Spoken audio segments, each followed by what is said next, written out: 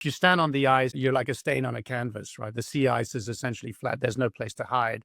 And you're certainly not going to outrun a polar bear. So, but I saw it coming from about 300 yards, 300 meters out. And it was kind of like meandering in my direction, pretending not to be interested. This was quite telling about how good a predator they are, because it was just sort of like going, la, la, di, da, la, di, da. It's kind of like moving this way, but constantly getting closer and closer to me. So I was crouched and I saw the bear coming and I was taking photos, and, and it approached 300 yards, 200 yards, 100 yards, inside 50 meters. And as it's approaching, all of a sudden, my camera says, card full. And so I'm deleting images, deleting. Bear comes, take picture, card full again, right? Delete. Except, of course, the bear's getting closer and closer. And then eventually the bear was 15 meters out, put its head down and shook it and took a charge. And the one thing about polar bear attacks is that it's not like a Steven Spielberg movie where you have this big musical score. It's deadly quiet. You barely hear the patter of the legs. It's not that I've not had many moments. If just this one little thing would have gone wrong, then I wouldn't be here telling the story.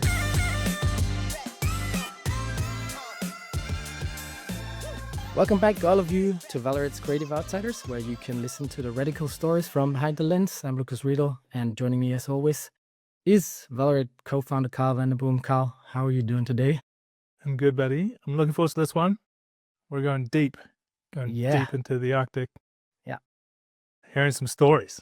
Yeah, this one's wild. Today we're heading to places most people will never see, the far edges of our planet. Our guest Sebastian Copeland has crossed Antarctica and Greenland, chased storms across the ice, captured images that don't just take your breath away, but they're a very important reminder for all of us of what's at stake. He's an explorer, photographer, filmmaker, an environmental advocate whose work turns extreme endurance into empathy for our planet. It's not just about surviving out there. It's about what it feels like to be standing in the silence where the only sound is the wind and your heartbeat.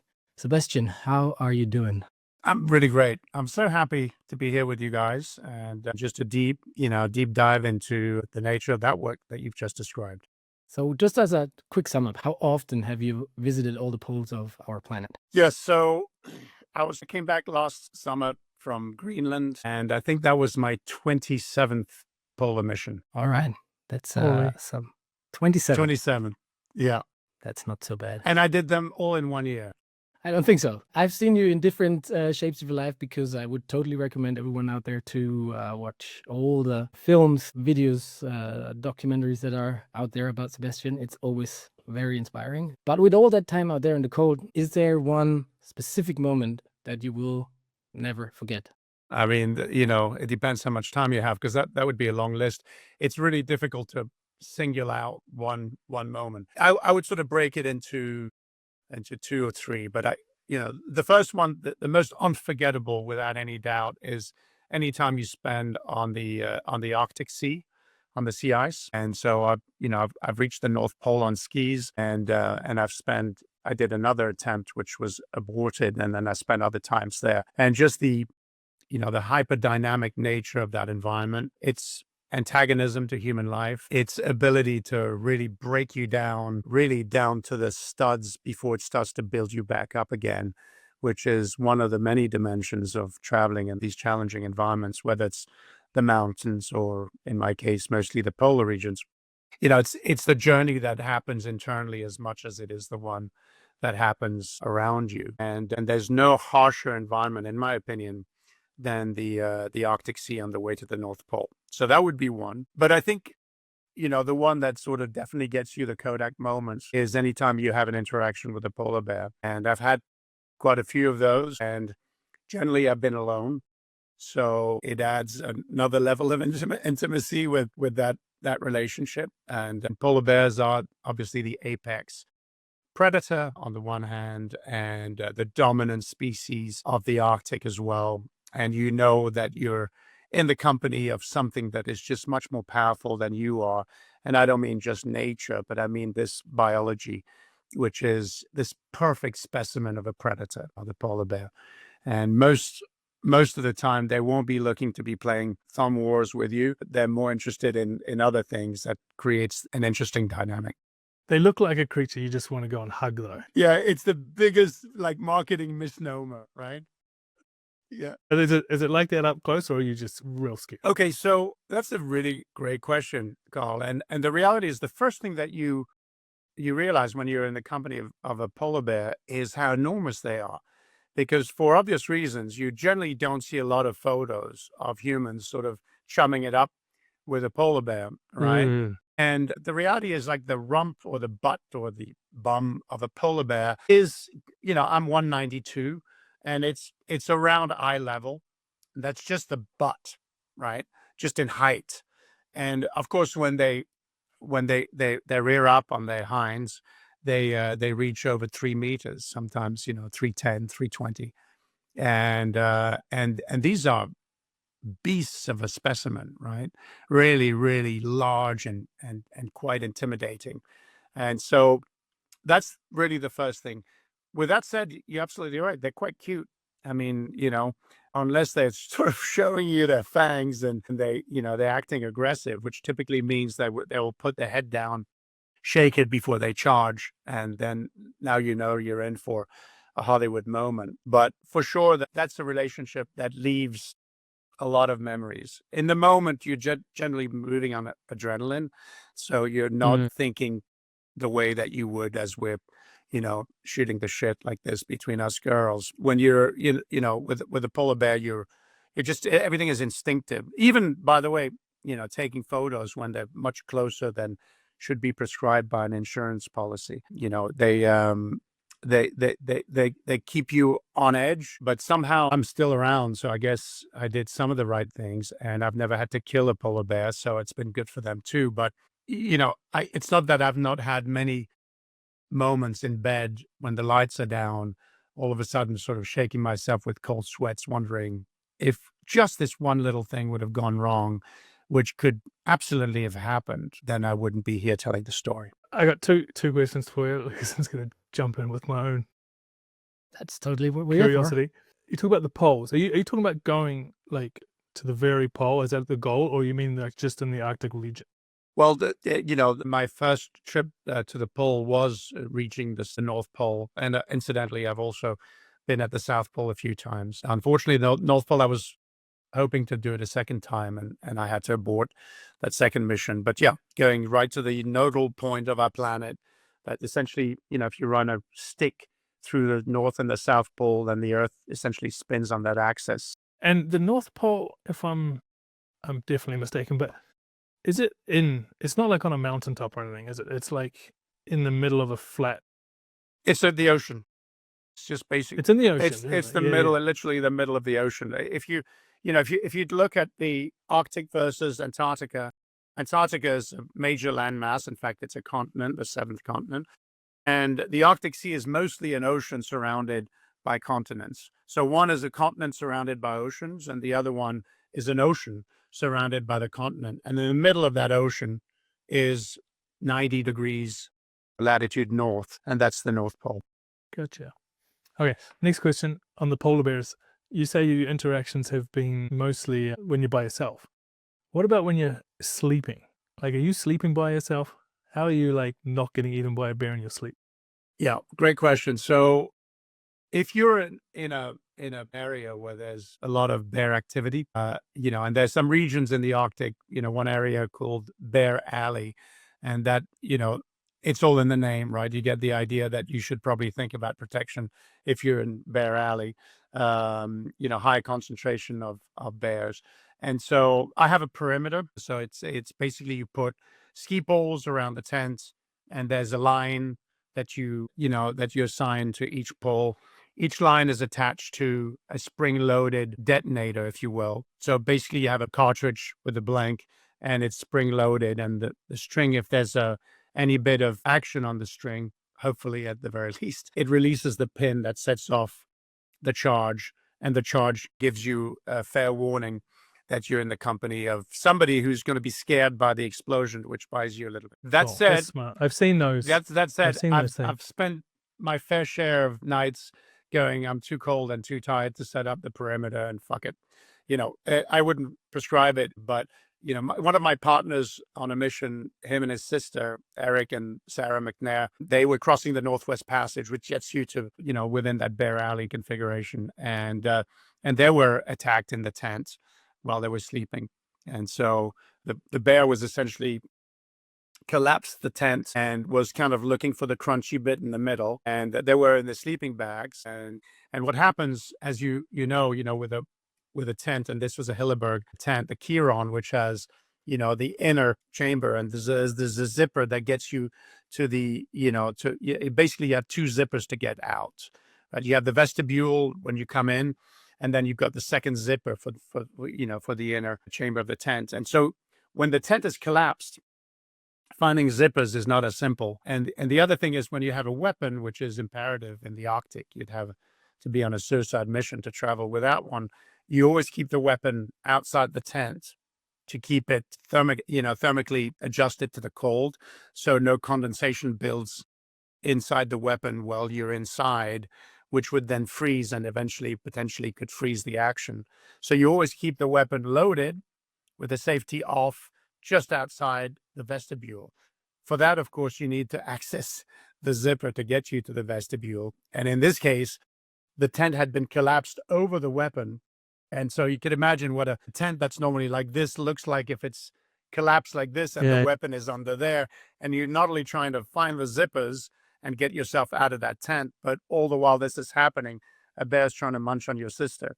You can imagine that this leads to some emotion. So eventually Eric, my friend, would manage to step out. He grabbed the shovel and basically just attacked the polar bear with a shovel, hitting it on the nose with the shovel, screaming, and the bear retreated temporarily, and they gave them enough time to find the weapon.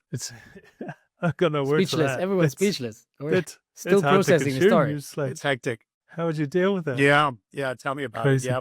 I mean, I've had other bear interaction. I've been tracked by polar bears at different times, but one time I saw it coming from far away. And, if you stand on the ice, you're like a stain on a canvas, right? The sea ice is essentially flat. There's no place to hide.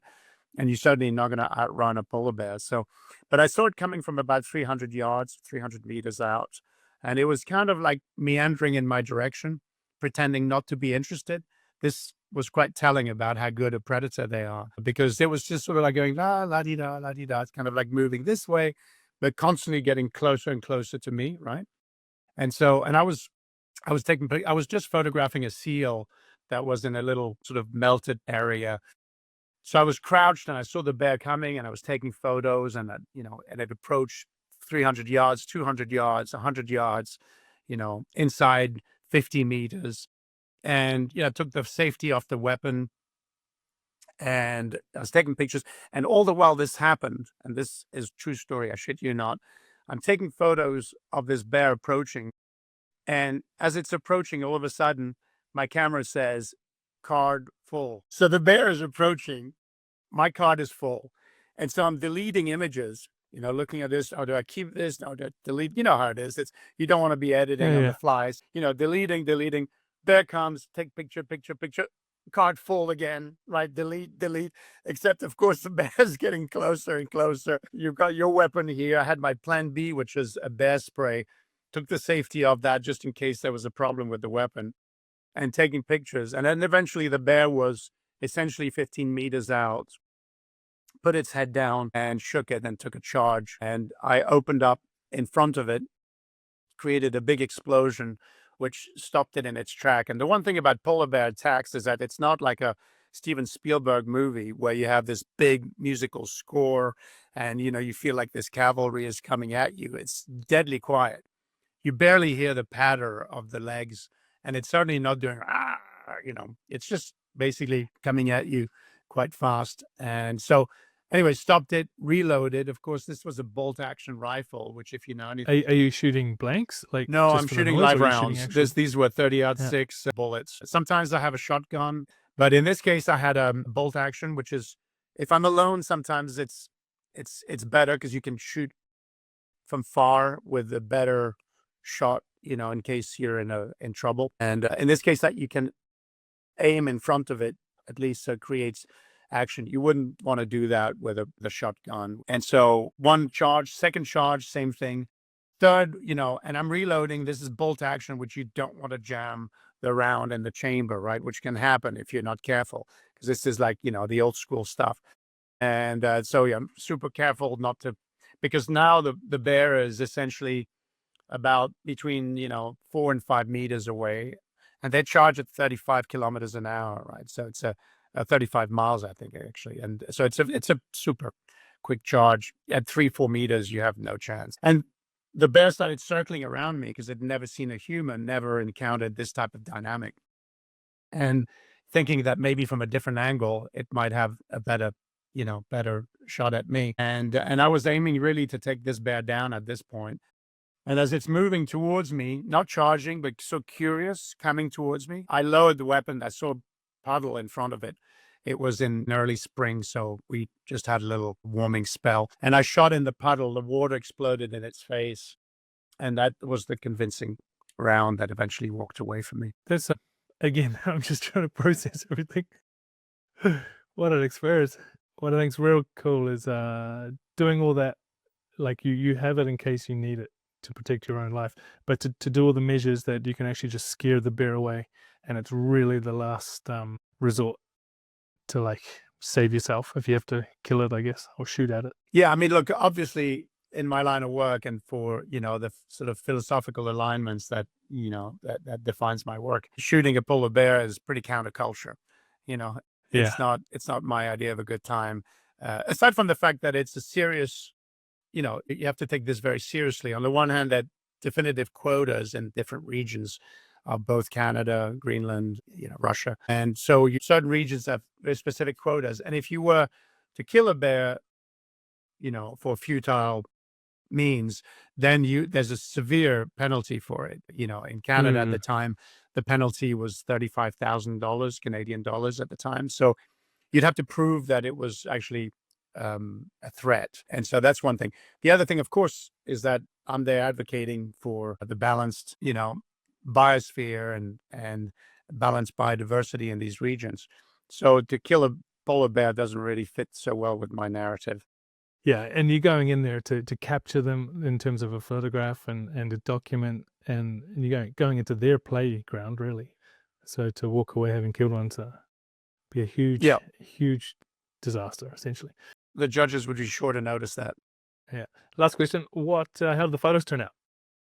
Pretty damn good. I mean, the story that actually perhaps is more interesting than this particular one is that when the bear started walking away, I picked up my camera gear and my bear spray and my gun and the camera and everything, and I followed it for about an hour and a half. And I got to really walk parallel to the bear with about 5 meters separating us. I had the weapon in one hand and taking pictures as it walked parallel to me. And then at times the bear would getting nervous that I was too close and would start to trot away, because the relationship of power had shifted. And so eventually we got to an area where there were these pressure ridges, which are these blocks of ice that the ice sort of collides and creates. And you can sort of, it becomes an obstacle course a little bit. But as I was guesstimating the path of the bear, I sort of got in front of, what I thought would be its path. And I hid behind a piece of ice, and I would count 1 Mississippi, 2 Mississippi, 3 Mississippi, and then sort of rise just as the bear would come towards me. And I've had a couple of really exciting results, if you will want to call that. And at one point, the bear came and just walked right by me inside 1.80 meters. And the reason I know it was 1.80 meters is because I had a 100mm lens on the camera when it was approaching. And the minimal focus on that lens is 1.80 meters. And you know what happens with a camera when it doesn't focus, because so I'm seeing this bear walk by. Its face is this big in the shot, as it's walking. Literally, I can practically touch it and smell it. That's outrageous. I don't think after that experience of being charged by a polar bear would I then think, I'm going to follow it for a while. You probably would. It's funny how we think. Well, I guess I don't understand. I mean, I've never been around polar bears. I don't understand that. And as you said, the power dynamic shifted, and I would never have thought of that, I guess. I've not had that experience. They are incredible predators, yeah. So they instinctively, I mean, now we're lucky to see so much amazing footage from the likes of the BBC, etc. With coming back with amazing ways of understanding the predatory tactics of polar bears or killer whales or whatever. But bears, they're amazing. They're super smart in their environments. They really know how to hunt, and they know what's good for them. So at some point, if they're seeing that this is not looking like their traditional, meal snack, they move on and go look for what's more traditional, which typically would be a breathing hole with a seal around it. No, I want to like jump in here because we made it for a couple of minutes now sound like the polar bear would be the most dangerous thing on a trip like that. But I guess we have a lot of people in the community that do trips with guides to like Svalbard or even Greenland as well. And then they have the guide who basically has done all the preparation mostly, like especially the bear training and knowing all the precautions and stuff. But, so that raises a couple of questions for me. How do you come up with the idea to go there by yourself? And then how much preparation and training goes into it? And then that leads to, in my perspective, there are more things that try to kill a human in those areas than just the polar bear. 100%. I mean, in Arctic trips, I think it's 17. The number is 17 or 18. I don't remember exactly the breakdown between Antarctic and Arctic, but let's call it, for shits and giggles, 17 trips. I've had encounters with polar bears 1, 2, 3, 4 times. And I've seen, prints and paw prints and bear tracks and all this stuff many times, but the encounter itself is still a rarity. So your point is well made. The real risk is not the biodiversity. The real risk is really the elements. If you're on an ice sheet like Greenland or Antarctica, it's going to be the crevasses. And of course, if you're wholly unprepared and wholly unlucky, I would say, weather can also be really detrimental. If you get caught with your pants down, literally or not, by storm. It's, I've been in Greenland in particularly. I've had, big storms in many different places, but the worst was on Greenland. Greenland is known for, especially in the south, for really, really brutal winds. In the east, you've got what they call the Pitaract winds, and those can be up to 300 kilometers an hour. They just barrel down the mountain and brutal. But I was in, in what I consider as plenty with about 150 to 180 kilometer hour winds, which is basically hurricane strength winds. And I was stuck in my tent for 7 consecutive days and 6 nights. So 7 nights and 6 days. So I went to. How does your tent even hold up to that? Yeah, well, you should speak to tent? Petra Hilleberg, and give her props and her company for it. It's amazing. It's certainly one of the things that comes to mind in that moment is you just think of the human ingenuity to solve the problems of survival in some of the most inhospitable environments, like the ones we're talking about, but also the mountains, of course, etc. And it's amazing how much the sum parts of a few aluminium poles and thin nylon sheets can actually create a protective haven in the middle of this maelstrom. You got one of those tents that is really low to the ground, and then you kind of dig down in the snow in what you call the vestibule. No, so then you can we don't really dig down. It's basically it's like a tubular dome shape. I mean, not dome, but a tube rounded sort of shape like this. And it's called a Chiron. That's a Chiron 3 or Chiron 4 or, Chiron 2, I think as well. And that's the one I tend to use the most. And it's basically a half cylinder. The width and the length of it depends on the size that you choose. And you put it in the direction of the predominant wind. And then it sort of has the least resistance. And if you're in these big storms, you build, essentially what amounts to an ice wall or a snow wall in front of it to allow the wind to travel a little bit above it. But, let's not kid each other. The 150 kilometer hour wind conditions I'm describing is like sleeping inside a jet engine. It's so loud and it shakes like crazy. Yeah, crazy. I'm just thinking of my camping experiences, and it doesn't take much wind for the tent to really shake and be pretty noisy, let alone 150 kilometers an hour. Right. Yeah. Yeah. And the other thing that happens, of course, is you get all this spin drift, all this kind of accumulation. And so progressively the tent starts to get buried. And so periodically you have to step out. And the great thing is that it's not dangerous to be out in those conditions. It's sort of counterintuitive, right? Because you're saying, oh, wow, 180-kilometer-hour winds, better hide. But it's not like a tree's going to come and fall on your head, right? So, the Mm. worst going to happen is it depends your degree of leaning into the wind, to fight the force that's coming at you. But it's actually kind of fun in some ways, especially if you put your back to the wind, so it's kind of like pushing you that way. So you're not getting the full blast in your face. And then you look around and it's almost poetic, all this chaos that sort of happens around you. But as I said, you have to clean up the tent periodically because otherwise it starts to bury it. And then the snow hardens, and then to clean it up after that, you don't want to puncture the fabric and damage the tent. And then just to carry on from that, the second part of Lucas's question, which was, how do you prepare? What was that?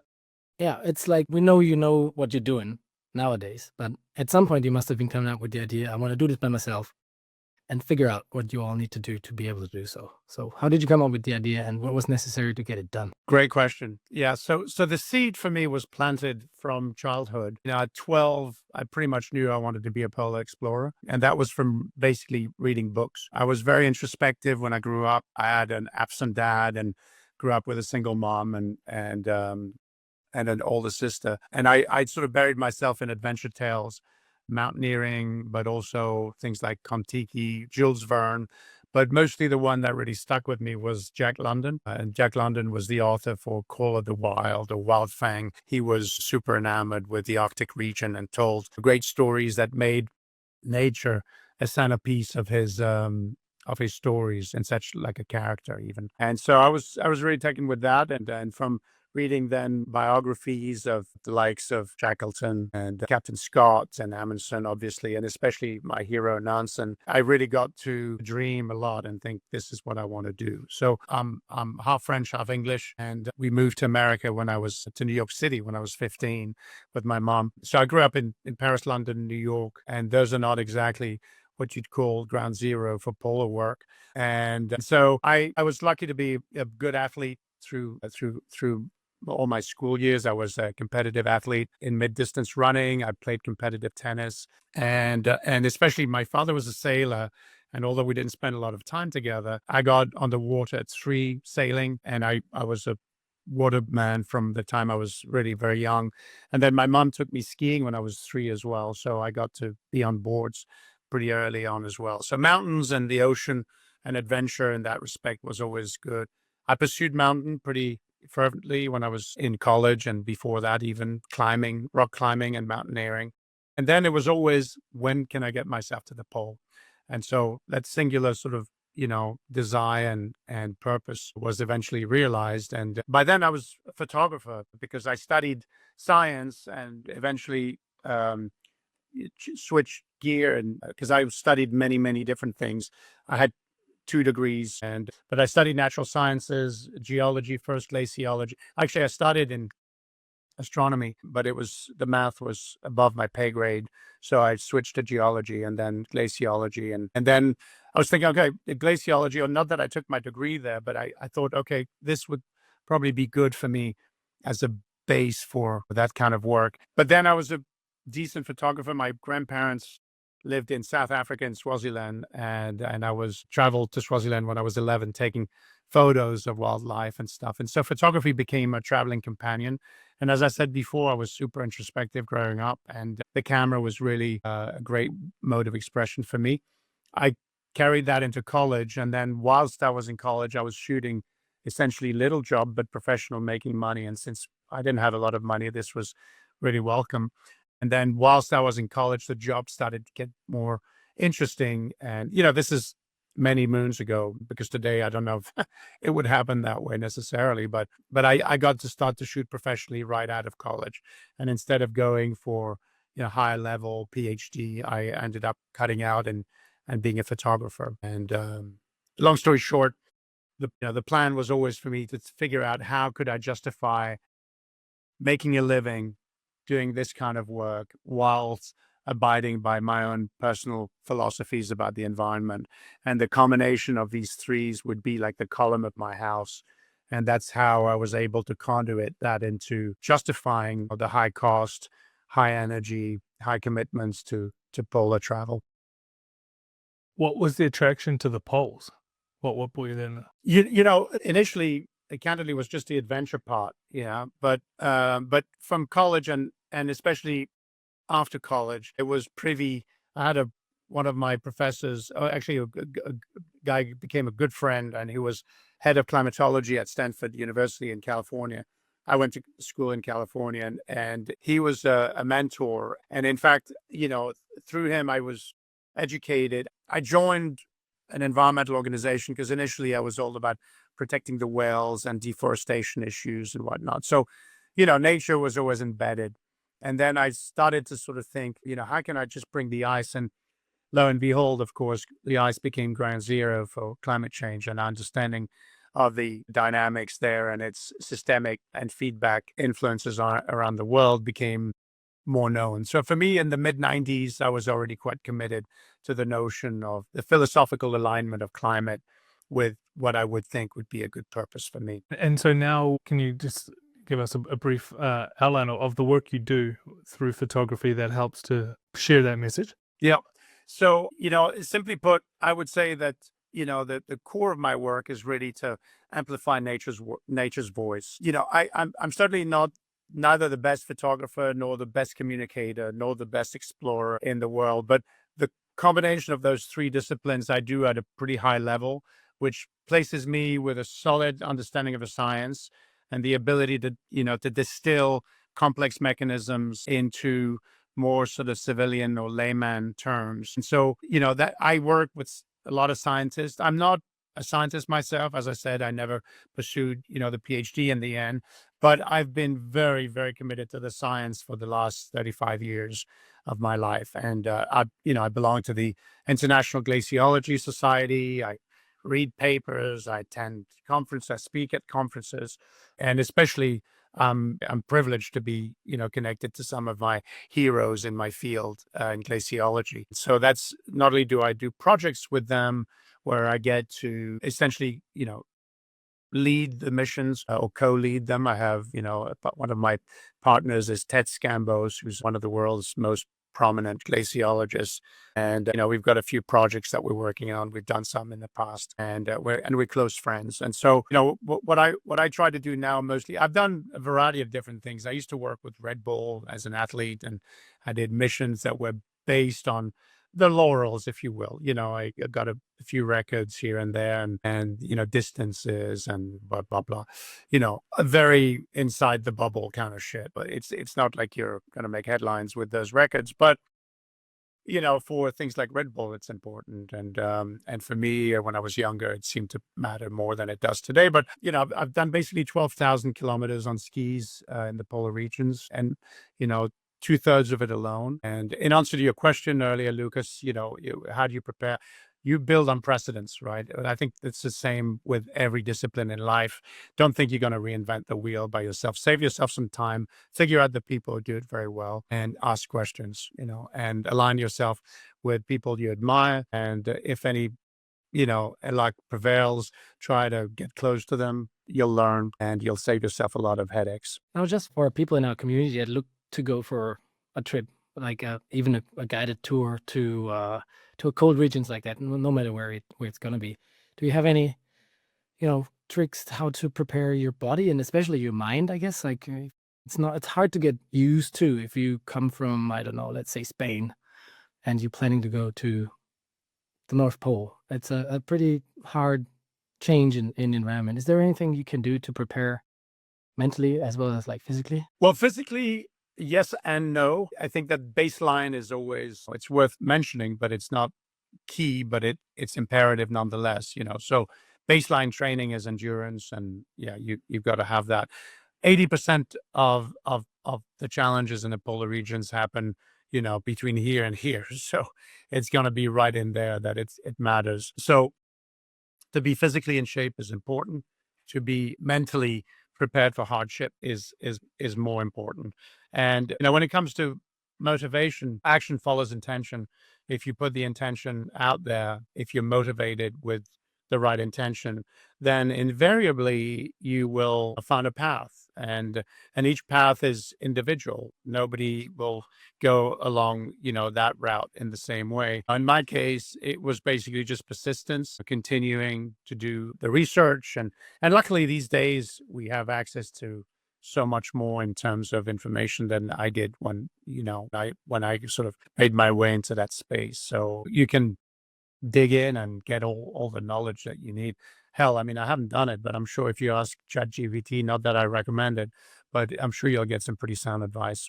That's good. I guess I would recommend writing you an email or something, or get in contact, as you said, with people that you admire and do it so. But I've learned like a lot from you just from a couple of hours of conversation, which is great. But thinking back of that, you said it happens between here and there. So has there ever in all your travels been one or maybe multiple occasions where you thought, that's it, that's the limit, I can't take it further? That's, The answer, I suppose, would be yes and no. The truth of the matter is, I think that when you make it to the start line, you're probably genetically pre-programmed for a fairly high threshold of pain endurance. I think that's fair to say that you don't go in that line of work if you're seeking comfort. So, so that's phase one. And as far as like wanting to give up, there are a couple of things in place. Some of these environments, particularly the Arctic Sea, notably, are not environments where rescue is certain. At the very least, it's very complicated. So you better think damn hard and well before you call in for rescue, because it's going to be challenging, super challenging for the rescue mission, super challenging for you as well. More than likely, a plane will not be able to land where you are unless you're extremely lucky or you orchestrated it that way. So that, I think, is a pretty good deterrent for wanting to give up. Number one, if you can't give up, you're not likely to give up. That's one. But all joke aside, it's what I said earlier. The first 3 to 4 days, typically on a hard mission, that's going to be where you'll break down. And it's happened to me once. My only failed mission was a 3-day mission. And just to put it in perspective, it cost almost $500,000. So, the pressure to succeed was massive. I just happened to fall on a minus 63 degree, weather spell. When I was dropped off, it was minus 45 and the temperatures keep plummeting. And to operate a stove in conditions like this is very challenging because plastics, all types of, plastics of silicone even contract. And if you know anything about a camping stove, it's an aluminum bottle where you build pressure into it through a piston with a valve, and the valve is essentially made of silicon and rubber. So if you're anything about below 50 degrees in temperature, you're starting to have problems with air leaking into the bubble, and you can't build pressure. And the whole point of these camping stove is that you have high pressured fuel, petrol, that's being projected through a tiny hole nozzle that projects air and fuel at the same time as a flame.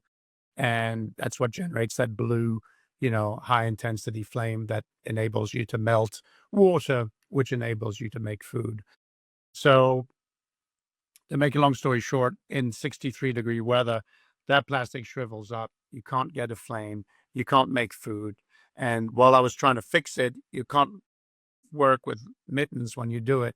You have to work with thin liners. And in trying to fix my pump and replace them and blah, blah, blah, I inadvertently had this kerosene fuel spill on my fingers. In, these temperatures, it's like putting liquid nitrogen on your fingers. I developed massive frostbites on almost all my fingers, and it was game over just as I was barely out of the gate.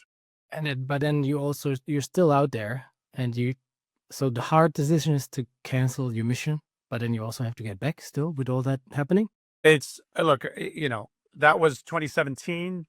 Again, out of 27 mission, I've had 26 successful ones. This one I carry like a monkey on my back to this day. And for literally the first 5 years, not a night went by where I wasn't, as soon as you turn the light off, I was just revisiting the agony of aborting that mission. You're going to have all the success in the world. All it takes is one failure, one heartbreak. And that's the only one that stays with you. Wait, when you talk about heartbreak, I've been watching, I think it's one of, I forgot the name, but one of your movies, and you break into the sea ice at minus 35, 40, 35, yeah. 35 degrees. Let me say that again. Sebastian Copeland broke into the sea ice at minus 35 degrees. Me watching that, my heart stopped already. I was looking at it. You like fell through or Yeah. I mean, yeah. Finish your question, Lucas, but yeah, I'll tell you. Basically, just that from just looking at it on a film that I know you will come out on the other end. I was like, it's hard to put it in words. It's, you look at it and you realize it's like you won't be in that. For me, it would basically be impossible to get into that position anyway already from a lot of aspects. But then how do you from that keep on going? It's basically the same than you had with the fingers and the frostbite, and then you still have to go back and do something. Yeah, look, I mean, it could have gone terribly wrong, of course. You know, a few years ago, they found a Japanese fella tied to his rope below the sea ice, and evidently the same thing had happened to him. He was solo. I would never travel solo on the Arctic sea ice. It's, you know, Berge Usland is one of the rare people who've done it significantly. It's a dangerous environment, and if you fall through the sea ice because basically you step on thin ice and it cracks, it can be very, very challenging because obviously you're not prepared for it in that moment. You typically do it because you're trying to save time and you see an area that's been refrozen, and there's a gray area in freshly refrozen sea ice because the salt content, the salt molecule bonds ice in a way that fresh water doesn't. So salt water has actually a sort of a flex to it because of that salt molecule that sort of bonds it. So you can typically, go on quite thin ice and it bends. It's not exactly reassuring, but you can do it and then cross it. And sometimes it means the difference between an extra hour of travel because you're walking along the ridge of an area that's just freshly been refrozen, and you're looking for a crossing point that could be kilometers away, literally. So if you see it, you go like, "Oh, is it good?" You put your ski over it, you press, and you go, "I think it's okay," and you go, "Okay, I'm going to go," and you have your partner there. Typically, what I'll do there is I will actually tie myself with a rope, right? So we're tethered. And in this case, I stepped on it, and yeah, all of a sudden, just it gives up from below you, and you just sort of slowly sink because you have skis on, So it's not like, it's just like you realize, holy shit, and then boom, you down to water up to Yeah, here. that would have been my question. What goes through your head in that moment? You correct. Plenty. Then I guess, holy shit. Plenty, because unlike some, super quick accidents, this happens kind of in slow motion.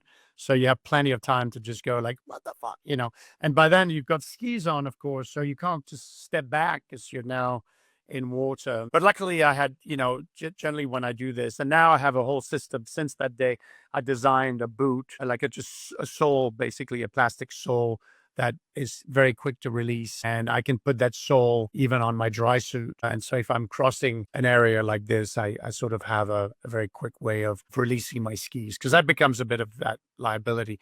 You're trying to get back to the edge, and it could be this much thickness of sea ice. You're at the water level, and you've got to get up there, and your skis get so tangled into the underbelly of the ice. It's a mess. So it's good to have something that prepares you for that. But, then there's something great, which is called chemistry. And the chemistry of the body is that adrenaline is an incredible fuel that gets you out. And the preparation, I always put one bag. If I'm on the sea ice, at the very top of my bag are two things. One is a weapon, and the other one is a bag that has a full replacement of my entire gear. So from head to toe. That way you're not pulling stuff out, wondering where your pair of socks is or whatever. Everything is in this one bag. You put it down, you get dressed, you roll in the ice so that it sucks up all the moisture, and then you quickly get dressed, and it's done inside of, 2 minutes or whatever. And then So you it got to has keep been going. part of your preparation. Basically, you have been calculating in with that this could happen, and you have been prepared. For sure. Sea ice requires special protocols of safety in that way. It's crazy. So then, but you have always been making it home safe, which is great. We just heard that doesn't always happen, which is then, I guess it's part of it as well. Like with the risk of not coming home is always with you if you do expeditions like that. How does it change you as a person? Yep. Great question. I mean, having kids and it does put everything into a bit of a different perspective. Does it change everything fundamentally? I wish I would say it does, but in reality, you are programmed to be the person that you are. And the kids create a different level of loneliness and longing. But, I've been fortunate, and I'm also incredibly anal when it comes to preparation. I think those two probably in equal parts, luck and preparation have been good to me. But, I've lost my friend Dixie to crevasse. Lost my friend Mark when I listened to going through the sea ice and being dragged on by the current. And his partner did as well. I didn't know his partner, but there was this, I've had a few friends who've, haven't been so lucky. It's definitely not like the mountains. I think the mountains are killer. And so I don't really do high mountains anymore, and I'm not pursuing, certain types of lines or whatever because of my kids and because I know that at this point, the risk threshold, I'm also going to be 62, I guess at some point you sort of look at it from a different perspective. I've done a lot as it is, but my appetite for this type of environment is as strong, I think, today than it's been. I'm preparing a 3,000-kilometer crossing of Greenland on skis and kites, and that's for next spring. Yeah, I'm excited still about doing that as I was the first time I did it. Would you say it's almost like an addiction? Is it a little bit addictive? Do you need to go back and be there in the peace and in the silence and stuff? Yeah, unfortunately, I would say it's very much that. And I'm not saying that with pride. That's the only addiction I have is adrenaline. And candidly, not even the crazy stuff that I see on social media, like these mountain bikers and stuff, which, wow, I have, as a different league. I'm definitely in the parental guidance PG side of that equation. But I'm definitely addicted to these deep, immersive exchanges with nature. Yes.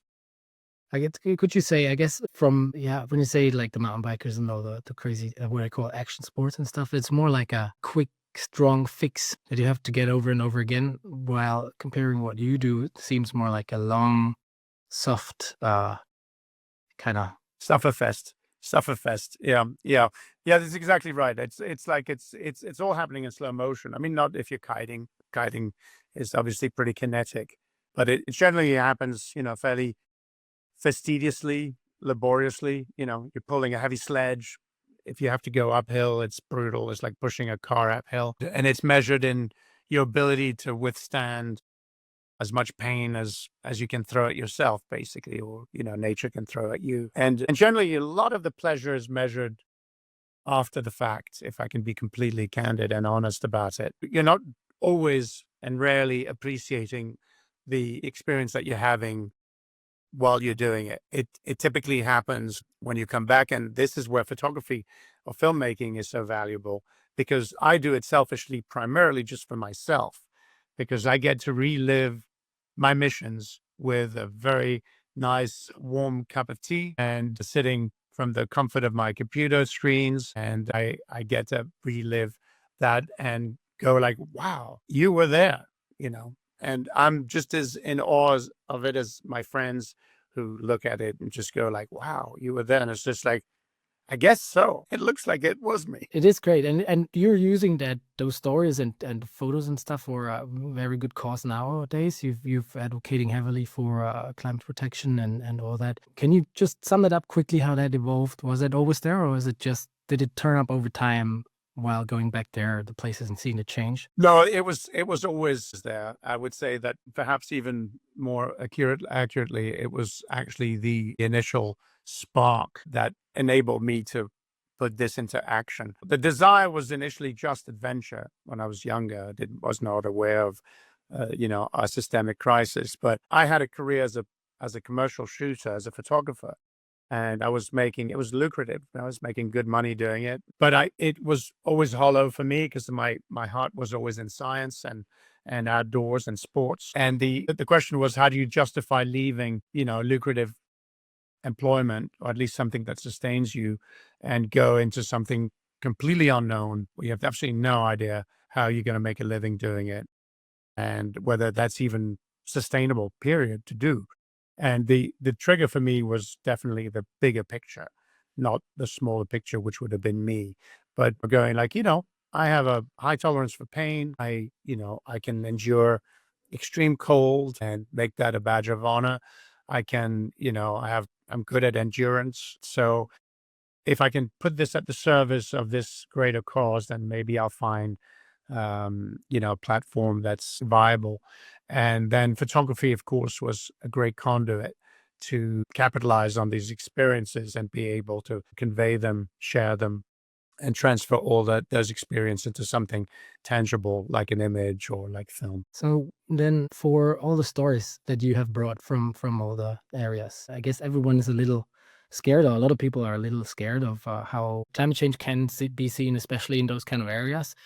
Do you also have a little piece of a story, or like some of your work, that shares hope instead of fear of the climate crisis and change? Look, yeah, my hesitance is born out of just the scale of the problem that we're facing and our unwillingness to address it head on, in spite of the fact that we already have the solutions in hand. So that's where I'm hesitant. On the flip side of it, I'm a Buddhist myself, and I believe in appreciating, having gratitude for the circumstances that are present before us in this very moment, not projected in 10, 20, 30, 50, or 100 years or whatever, which is the timescales that we deal with when we talk about climate. And, I think that these are two opposing forces, which I would probably define as greed on the one hand and gratitude on the other. And the question is, when does gratitude ever enable us to at least root out the problem, and engage in a solution that enables us to coexist with nature, which ultimately is what we're discussing here, being able to continue to be prosperous while at the same time protecting the environment that protect us. And the question sums up to, can you believe in the greater spiritual potential of humans? And what I mean spiritual, it's not necessarily in the metaphysical way, not necessarily, but it could be for some, the religious aspect or whatever, but maybe just a philosophical alignment, the spirit of human and the spirit of nature, and combining them into a spiritual purpose. I think that potential is there. I don't think that we're hopeless, because I think we've seen so many people commit so much of their energy, and I'm not speaking of myself. I'm just looking at people who do things that are much more important than what I do, and it's it's heartwarming and uplifting to see this level of commitment coming from them. And then technology is now becoming also a support system for that, and is helping us to optimize some processes that are detrimental to this relationship. So you're asking me, have I seen it? What I've only seen is loss. I've seen it culturally. I've seen it in biodiversity. I've seen it purely in just sort of physical aspects of, permafrost and sea ice and ice sheets, and and then I've seen it theoretically and scientifically in the research, and that would be the jet stream or the Gulf Stream, or these different, big systems that have networks of feedbacks, and all of which are, implicated in the breakdown of this, this balance that we know to be necessary for our own prosperity. So I've not seen good news in nature, but I do believe in the potential of humans. And I do believe that technology is also enabling us to fast track solution systems that can help us correct this. Do I think we are committed to blowing way past 1.5 degrees C as is prescribed by the scientific community? We're already past that point. Can we stabilize it at 1.8? Bearing in mind that it will take at least until the end of the century to get us back to 1.5, which was already, just the red line. I think we could. I think if we see what the Chinese are doing in terms of, their energy portfolio, it gives us some hope that some people who have a lot of influence are doing the right thing. Unfortunately, it's not coming from the US at the moment, but perhaps that will change. But, we need to decouple ourselves from the carbon economy. That's imperative. Everyone agrees that greenhouse gas is predominantly CO2. Carbon dioxide is the dominant gas that is breaking down all these systems. So we need to protect the biodiversity and the ability of nature to do what it does best. So protect the forests, the oceans, etc. And then we need to utilize technology to fast track a transition to a zero carbon economy. I will just leave that the way it is, because everyone out there who listened should be able to make up their own mind on what you just said. I totally agree. We all totally agree. We try to do our own share, even as small as this. We had a conversation outside of this podcast when you just said like every tiny step counts, and I totally believe in that. It's a game of inches, and Yeah. and the biggest threat to this coexistence with nature and this balance that we've been so lucky to enjoy for so long. The biggest threat to that is this idea that somehow climate change is somebody else's problem, that somebody else is going to solve it for us. As long as we think that way, we're only increasing the problem. So we all have it within us to make it a little different. It's a game of inches. And by the way, if you still drive a combustion engine, it's time to get with the program. If you are driving, drive electric, and stop this nonsense of this false narrative that somehow or another it's just as pollutant as carbon dioxide in a combustion engine. It's not. It simply is not. It's a false narrative. We need to go to zero emission transportation. And at the very least, this is something that's most people can do if they're driving. Perfect. Thank you so much already. That was a great ride into one side of the adventure and also the more philosophical aspect on how we should treat the planet to have future generations be able to do such things like you did. Anyway, we end with like what I call a quickfire. It's just short questions and they have usually short answers. So in your case, it's a pretty easy one. The first one, it is, do you prefer north or south? North. Hey, wind or silence? Wind. That's good. Yeah, I'd have to dig in here. Why is that? It's like because wind usually. I'm a what you sailor. do I'm a seems sailor, as and I'm a kiter, and a windsurfer, and a kite skier. So wind is imperative for these modes of transportation, I get it. Okay. and it's fun. And it's fun. I agree totally. Can you describe what ice gives you in one word? Unity. That's a nice one. We just had it, but is it hope or action? I think hope without action or action without hope is futile. Yeah.